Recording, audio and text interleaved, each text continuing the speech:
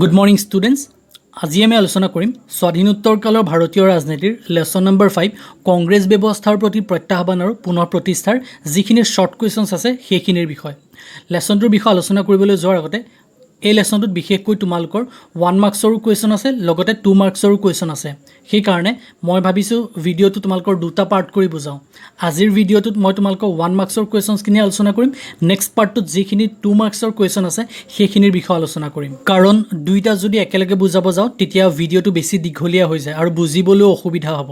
সেই গতিকে বুজাৰ সুবিধাৰ কাৰণে মই তোমালোকক ভিডিওটো দুটা পাৰ্ট কৰি বুজাই দিম ঠিক আছে গতিকে যিখিনি 1 মাৰ্কছৰ কোৱেশ্চন আছে সেইখিনি আলোচনা কৰিবলৈ যোৱা আগতে তোমালোকৰ চেপ্টাৰটোৰ যিটো নাম সেই নামটো বুজি লোৱাটো খুবেই জৰুৰী মই আগতেও ক্লাছত তোমালোকক কেইবাবাৰো কৈছো যে চেপ্টাৰ এটা বুজিবলৈ বা পঢ়াৰ আগতে চেপ্টাৰটোৰ যিটো নাম সেই নামটো বুজি লবা তেতিয়া চেপ্টাৰটো বুজিবলৈ সহজ হৈ পৰে গতিকে আমাৰ এই চেপ্টাৰটোৰ নাম কি যে কংগ্ৰেছ ব্যৱস্থাৰ প্ৰতি প্ৰত্যাহ্বান আৰু পুনৰ প্ৰতিষ্ঠা গতিকে ইয়াৰ অৰ্থ কি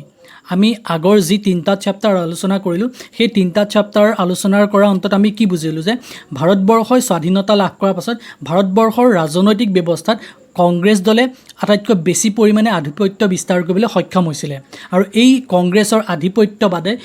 যিটো সময়ছত প্ৰত্যাহ্বান অৰ্থাৎ সমস্যাৰ সন্মুখীন হ'বলৈ আৰম্ভ কৰিলে সেইটোৱে হ'ল এই চেপ্টাৰটোৰ মূল বিষয়বস্তু তাকে কৈছে যে কংগ্ৰেছ ব্যৱস্থাৰ প্ৰতি প্ৰত্যাহ্বান যে যি কংগ্ৰেছে ভাৰতবৰ্ষৰ স্বাধীনতাৰ পাছত একেলেঠাই তিনিটাকৈ নিৰ্বাচনত কোনো ধৰণৰ প্ৰতিযোগিতাৰ সন্মুখীন নোহোৱাকৈ নিৰ্বাচনত জয়ী হ'ব পাৰিছিল সেই কংগ্ৰেছ দলটোৱে এতিয়াৰ পৰা এনেকুৱা কি সমস্যাৰ সন্মুখীন হ'বলৈ পালে যাৰ কাৰণে এই প্ৰত্যাহ্বানৰ সন্মুখীন হ'বলগীয়া হ'ল আৰু তাৰ ঠিক পাছতে কি কৈছে যে পুনৰ প্ৰতিষ্ঠা ইয়াৰ পাছত কংগ্ৰেছে এনেকুৱা কি ব্যৱস্থা গ্ৰহণ কৰিলে যাৰ কাৰণে কংগ্ৰেছে পুনৰাই নিজৰ যি হেৰুৱা সমৰ্থন সেই সমৰ্থন পুনৰাই ঘূৰাই পাবলৈ সক্ষম হ'ল অৰ্থাৎ প্ৰথম অৱস্থাত কংগ্ৰেছে নিজৰ জনসমৰ্থন হেৰুৱাব লগা হৈছিল তাকে কি কোৱা বুলি তাকেই কি বুলি কোৱা গৈছে প্ৰত্যাহ্বান বুলি কোৱা গৈছে আৰু তাৰ পাছত কংগ্ৰেছে যেনে ধৰণেৰে নিজৰ সেই হেৰুৱা সমৰ্থন ঘূৰাই পাবলৈ সক্ষম হৈছিল তাকে কি বুলি কোৱা গৈছে কংগ্ৰেছী ব্যৱস্থাৰ পুনৰ প্ৰতিষ্ঠা বুলি কোৱা গৈছে গতিকে এতিয়া আহিছো আমাৰ চেপ্টাৰটোৰ যিখিনি শৰ্ট কোৱেশ্চনছ আছে সেইখিনিৰ আলোচনালৈ আমাৰ ফাৰ্ষ্ট কোৱেশ্চনটো হ'ল নেহৰুৰ মৃত্যু কেতিয়া হয় উত্তৰটো হ'ল 1964 চনৰ মে মাহত মনত ৰাখিবা যে স্বাধীনতাৰ পৰৱৰ্তী কালছত ভাৰতবৰ্ষৰ যিগৰাকী প্ৰথম প্ৰধানমন্ত্ৰী আছিল জৱাহৰলাল নেহৰু সেই জৱাহৰলাল নেহৰুৰ মৃত্যু কেতিয়া হৈছিলে উত্তৰটো হ'ব 1964 চনৰ মে মাহত ইয়াৰ পাছত নেক্সট কোৱেশ্চন কোনটো দশকক বিপদজনক যুগ বুলি কোৱা হয় এই প্ৰশ্নটো পৰীক্ষাত 1 মাৰ্কছতো সুধিব পাৰে 2 মাৰ্কতো সুধিব পাৰে মন কৰিবা 1 মাৰ্কছ আহিলে কি হ'ব যে কোনটো দশকক বিপদজনক যুগ বুলি কোৱা হয় তেতিয়া মাত্ৰ দশকটোৰ কথা লিখিলে হ'ল উত্তৰটো কি হ'ব 1960ৰ দশকক এতিয়া কথাটো হ'ল এই দশকক বিপদজনক যুগ বুলিনো কিয় কোৱা হয় ইয়াৰ উত্তৰটো হ'ল যে 1960ৰ দশকত ভাৰতবৰ্ষত বহু বেছি পৰিমাণে সমস্যাৰ সৃষ্টি হৈছিল তাৰ ভিতৰত খাদ্য সমস্যাৰ কথা ক'ব পাৰা খৰাং বতৰৰ সূচনা হৈছিল তাৰ লগতে এনেবোৰ পৰিস্থিতিত দেশত দুৰ্ভিক্ষই দেখা দিছিল আৰু তাৰ লগে লগে এই সময়ছোৱাতে ভাৰতবৰ্ষই দুজনকৈ প্ৰধানমন্ত্ৰী হেৰুৱাব লগা হৈছিল মই ক্লাছত আলোচনা কৰিছিলোঁ যে এই সময়ছোৱাতে ভাৰতবৰ্ষৰ নেহৰুৰ মৃত্যু হৈছিল তাৰ ঠিক পাছতে লাল বাহাদুৰ শাস্ত্ৰীৰ মৃত্যু হৈছিল গতিকে এই দুইজন ব্যক্তিৰ মৃত্যুৰ ফলশ্ৰুতিতে কি হৈছিল এই গোটেই সময়ছোৱাকে দেশখনৰ কাৰণে বিপদজনক যুগ বুলি কোৱা হয় ইয়াৰ ঠিক পাছতে 3 নম্বৰ প্ৰশ্নটো হ'ল নেহৰুৰ মৃত্যুৰ পিছত দেশত উদ্ভৱ হোৱা দুটা পৰিস্থিতি লিখা অৰ্থাৎ দেশৰ প্ৰথমগৰাকী প্ৰধানমন্ত্ৰীৰ মৃত্যুৰ লগে লগে দেশত কি পৰিস্থিতিৰ উদ্ভৱ হৈছিল প্ৰথম পৰিস্থিতিটো হ'ল যে দেশৰ পৰৱৰ্তী প্ৰধানমন্ত্ৰী কোন হ'ব স্বাভাৱিক যে দেশৰ প্ৰধানমন্ত্ৰীগৰাকীৰ মৃত্যু হৈছে সেই গতিকে আমাৰ প্ৰথমৰ প্ৰধান কামটো কি হ'ব যে তেওঁৰ ঠাইত এতিয়া দ্বিতীয়গৰাকী প্ৰধানমন্ত্ৰীৰ ৰূপে আমি কাক নিৰ্বাচন কৰিম দ্বিতীয়তে অৰ্থাৎ দ্বিতীয় পৰিস্থিতিটো হ'ল যে ভাৰতবৰ্ষৰ গণতান্ত্ৰিক প্ৰক্ৰিয়া কোন দিশে প্ৰবাহমান হ'ব অৰ্থাৎ ভাৰতবৰ্ষত যি গণতান্ত্ৰিক ব্যৱস্থাৰ প্ৰতিষ্ঠা হৈছে সেই গণতান্ত্ৰিক ব্যৱস্থা এতিয়া চলি থাকিব নে নাথাকে অৰ্থাৎ যিগৰাকী ব্যক্তিয়ে এতিয়া দেশৰ কাৰ্যভাৰ গ্ৰহণ কৰিব সেইগৰাকীয়ে নেহৰুৰ লেখিয়াকৈ দেশৰ গণতান্ত্ৰিক ব্যৱস্থাটো পৰিচালনা কৰিব পাৰিবনে নোৱাৰে নে তাৰ ঠাইত দেশত অন্য কোনোবা বিকল্প ব্যৱস্থাই গা কৰি উঠিব ইয়াৰ পিছত আমাৰ নেক্সট কুৱেশ্চন নম্বৰ 4 নেহৰুৰ মৃত্যুৰ পিছত দেশৰ পৰৱৰ্তী প্ৰধানমন্ত্ৰী কোন হয় উত্তৰটো হ'ল লাল বাহাদুৰ শাস্ত্ৰী অৰ্থাৎ 1964 চনত জৱাহৰলাল নেহৰুৰ মৃত্যুৰ লগে লগে আমাৰ দেশৰ দ্বিতীয়গৰাকী প্ৰধানমন্ত্ৰীনো কোন হৈছিল উত্তৰটো কি হ'ব লাল বাহাদুৰ শাস্ত্ৰী মনত ৰাখিবা প্ৰশ্নটো দুই ধৰণেৰে সুধিব পাৰে নেক্সট কুৱেশ্চন নম্বৰ 5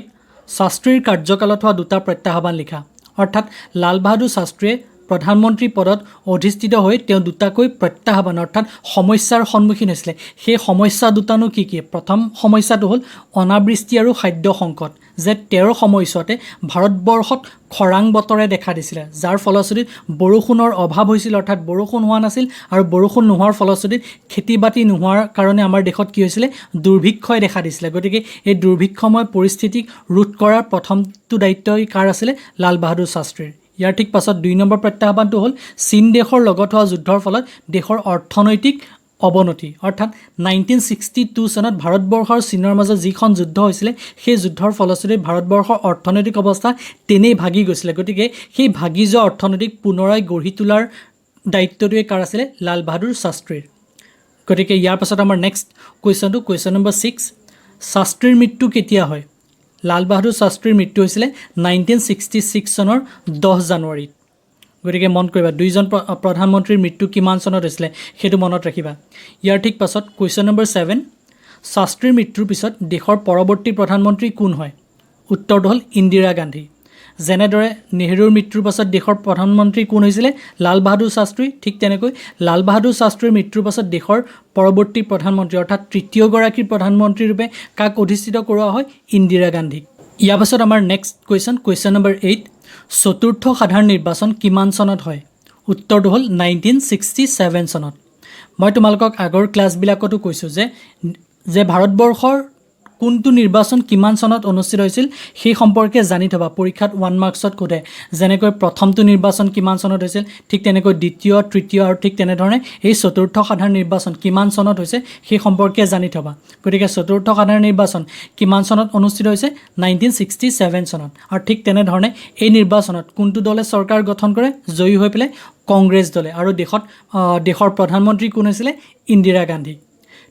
ইয়াৰ পাছতে কুৱেশ্যন নম্বৰ 9 দল ত্যাগ মানে কি দল ত্যাগ মানে হ'ল মন কৰা স্লাইডটোত লিখা আছে যে যেতিয়া কোনো এটা ৰাজনৈতিক দলৰ নিৰ্বাচিত সদস্যই নিজে জয়ী হোৱা ৰাজনৈতিক দলটো ত্যাগ কৰি অন্য ৰাজনৈতিক দলত যোগদান কৰে তাকে দল ত্যাগ বুলি কোৱা হয় ইয়াৰ অৰ্থটো কি যে যেতিয়া কোনোবা এটা ৰাজনৈতিক দলৰ কোনোবা এজন নেতাই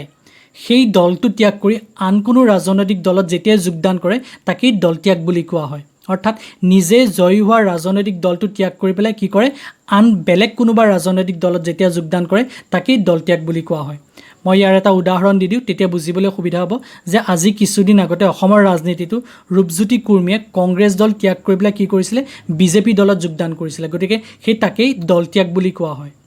ইয়াৰ ঠিক পাছত নেক্সট কুৱেশ্যন নম্বৰ 10 সিন্ডিকেট কি সিন্ডিকেটৰ অৰ্থ হ'ল যে দলৰ সংগঠনক নিয়ন্ত্ৰণত ৰখা কংগ্ৰেছী নেতাৰ অনানুষ্ঠানিক গোটকে কি বুলি কোৱা হয় সিন্ডিকেট বুলি কোৱা হয় এতিয়া ইয়াৰ অৰ্থ কি যে দলৰ সংগঠনক নিয়ন্ত্ৰণত ৰখা অৰ্থাৎ দলটোক ভংগ হ'বলৈ নিদি দলটোক সঠিকভাৱে পৰিচালনা কৰা দলটোৰ কিছু সংখ্যক স্বীকৃতি নথকা কিছুমান ব্যক্তি থাকে যিসকল ব্যক্তিৰ নেতৃত্বত দলটো পৰিচালিত হৈ থাকে কিন্তু সেই দলটোৱে কেতিয়াও নকয় যে আমি এই কেইজন ব্যক্তিৰ দ্বাৰাহে পৰিচালিত হওঁ অৰ্থাৎ তেওঁলোকক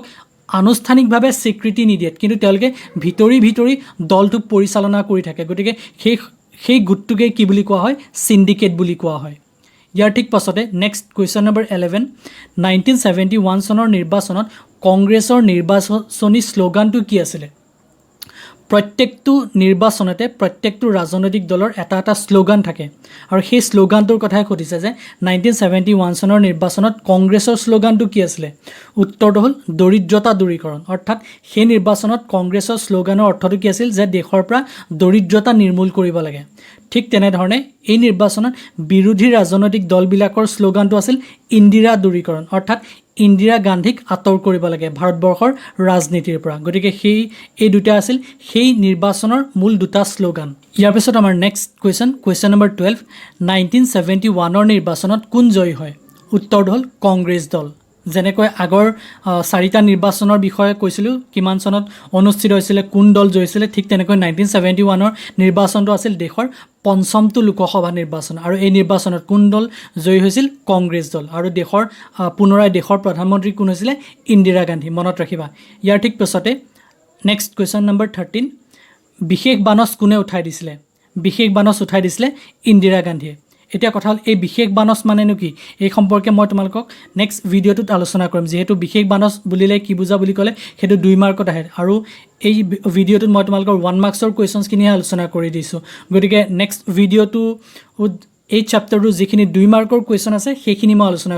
কৰি দিম গতিকে সেই ভিডিঅ'টো চাবলৈ নাপাহৰিবা গতিকে আজিলৈ সামৰিছোঁ থেংক ইউ